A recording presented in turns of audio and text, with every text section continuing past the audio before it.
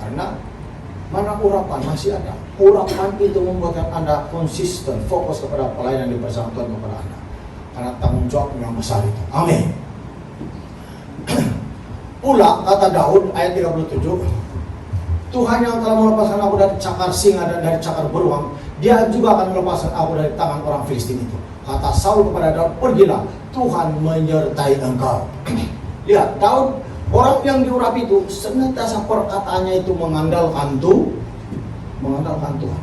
Orang Kristen yang masih ada Roh Kudus dalam hatinya, apabila dia berkata-kata senantiasa mengandalkan Tuhan. Apapun dia buat, dia mengandalkan Tuhan juga yang memberkati pekerjaan saya ini. Tuhan juga yang membuat saya berhasil. Tuhan juga yang membuat saya ini berhasil mencari pasangan hidup. Tuhan juga yang memberikan saya kekuatan. Tuhan juga menolong saya. Amin. Nah, katakan begitu, semua perkataan kita itu dipusatkan, didasarkan kepada Tuhan Yesus. Semua Tuhan. Apabila perkataanmu senantiasa melibatkan nama Tuhan Yesus, setan tidak suka mendengar perkataan Anda. Karena bukan dia yang dipuji-puji, tapi Tuhan Yesus. Itu tanda-tanda orang yang ada Roh Kudus dalam hatinya. Tanda-tanda orang yang percaya kepada Tuhan. Ya. Ayat yang ke-38. Lalu Saul mengenakan baju perangnya kepada Daud, ditaruhnya kotopong tembaga di kepalanya, dan dikenakannya baju zirah kepadanya. Lalu lihat Saul mengenakan baju perang kepada Daud, ditaruhnya kotopong tembaga, artinya yang di atas kepala itu. Nah, supaya ditaruhnya baju zirahnya berperang kepada Daud. Lalu Daud berikhtiar untuk berjalan, tapi tidak pernah berperang. Amin. Tiada pengalah. Kan berperang harus lengkap. Kan berperang harus kau punya senjata. Jadi itu sebabnya. Kenapa Saul bagikan itu kepada Daud, tapi Daud tidak dapat.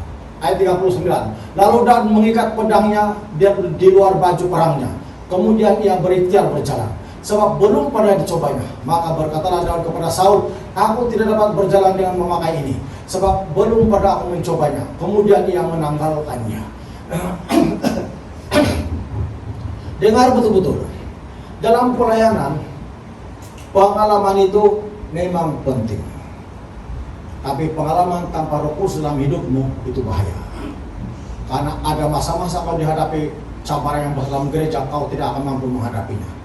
Berapa tahun kita berada di sini, pengalaman kita banyak menakutkan kita. Takut cicil gereja tidak boleh diluluskan kalau begini-begini karena kebenaran dan urapan Tuhan. Ada banyak pengalaman kita, di situ pengalaman kita banyak. Terus sebabnya urapan itu penting. Nah, itulah saya bilang tadi, kita 3 pembantu gembala, Pak Jaslo, Dr. Rasmin, Pak Yuli, dan anak saya sendiri Jameson.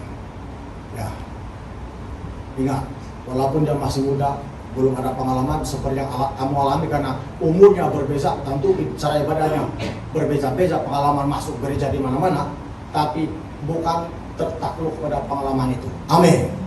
Memang itu penting, tapi urapan itu paling penting. Karena urapan itu jemaat Tuhan, kalau digandingkan dengan pengalaman ini itu mantap. Kalau kau berpengalaman tapi kau diurapi, oi. Tapi kau pengalaman saja, tapi kau kehilangan urapan, tidak dapat. Tidak dapat. Jangan tahu kamu tidak dapat, tidak dapat. Karena lihat Daud. Daud tidak pengalaman berperang. Kan kita ini berperang dalam alam roh. Amin. Bukan secara fisikal, tapi berperang dalam alam roh. Bermakna pengalamanmu tanpa urapan Tuhan dalam pribadimu, pasti kau tidak akan dapat melewaskan roh jahat yang sering kali mengganggu hidupmu. Amin. Kan roh jahat itu Goliat. Itulah Goliat yang kita hadapi hari-harian. Masalah keuangan dalam gereja, masalah keuangan dalam lingkungan rumah tangga, masalah dalam kehidupan kita sehari-harian, masalah itu ini macam-macam, itu Goliat. Goliat itu namanya. Jadi kita tidak akan dapat menghadapinya kalau pengalaman saja. Tapi harus ada urapan. Mesti. Kita lihatlah.